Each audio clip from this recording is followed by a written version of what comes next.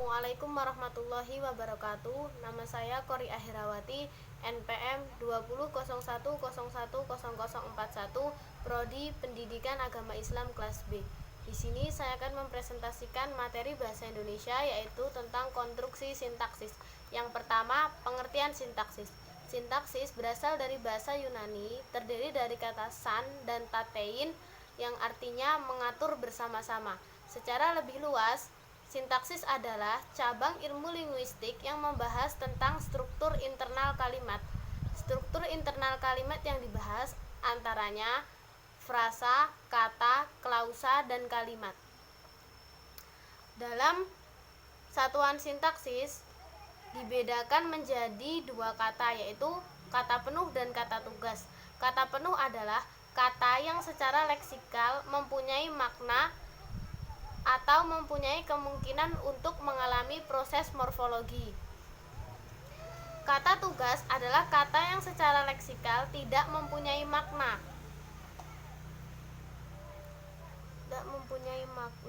tidak berpreposisi dan konjungsi. Misal, tidak mempunyai makna leksikal tetapi mempunyai tugas sintaksis untuk menambahkan dua buah konstituen. Yang selanjutnya, penggunaan alat-alat sintaksis.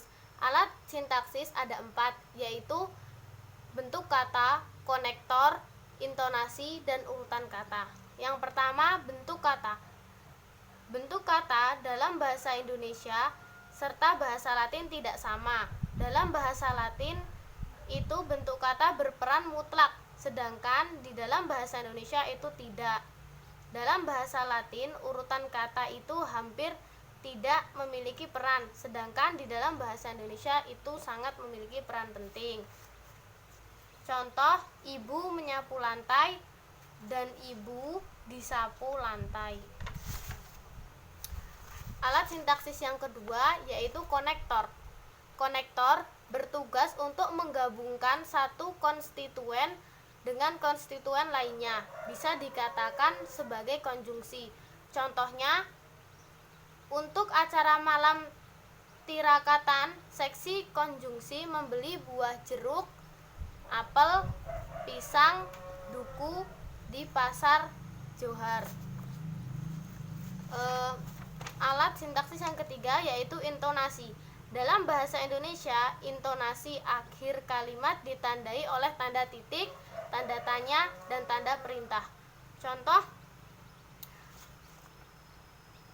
Desi alumni SMK 1 Lubuk Linggau.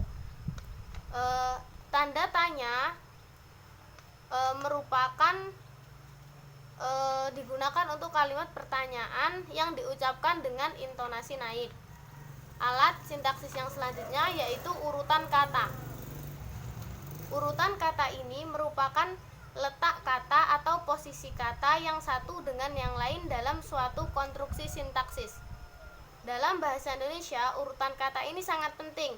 Perbedaan urutan kata itu menimbulkan perbedaan makna. Contohnya, tadi pagi kakak menyapu halaman. Contoh selanjutnya, kakak menyapu halaman tadi pagi. Yang selanjutnya adalah konstruksi dan objek sintaksis. Konstruksi sintaksis adalah satuan bahasa yang bermakna yang termasuk ke dalam bidang sintaksis, minimal terdiri dari dua unsur. Satuan bahasa yang bermakna yang termasuk ke dalam sintaksis meliputi kalimat, wacana, klausa, dan frasa. Sebagai konstruksi sintaksis, kalimat memiliki dua unsur, yaitu kalimat segmental yang merupakan kata, frasa, dan klausa, dan yang kedua unsur suprasegmental yang berupa jeda atau kesenyapan dan intonasi sebagai konstruksi sintaksis. Klausa memiliki unsur-unsur, yaitu fungsi, kategori, dan peran. Yang terakhir yaitu objek sintaksis. Objek sintaksis yaitu yang pertama unsur sintaksis yang mencakup fungsi, kategori, peran sintaksis serta alat-alat yang digunakan dalam membangun struktur itu. Satuan sintaksis berupa kata, frasa, klausa, dan wacana. Hal-hal yang lain yang berkenaan dengan sintaksis seperti modus, aspek, dan sebagainya. Fungsi-fungsi sintaksis terdapat dalam unsur-unsur SPOK, yaitu S sebagai subjek, P sebagai predikat, O sebagai objek, dan K sebagai keterangan. Bahasa Indonesia memiliki 4 kategori sintaksis yang utama, yaitu yang pertama verba atau kata kerja, yang kedua nomina atau kata benda, yang ketiga adjektiva atau kata sifat, dan keempat adverbia atau kata keterangan. Peran sintaksis yang terdapat dalam struktur sintaksis berkaitan dengan masalah makna gramatikal yang dimiliki oleh unsur sintaksis itu.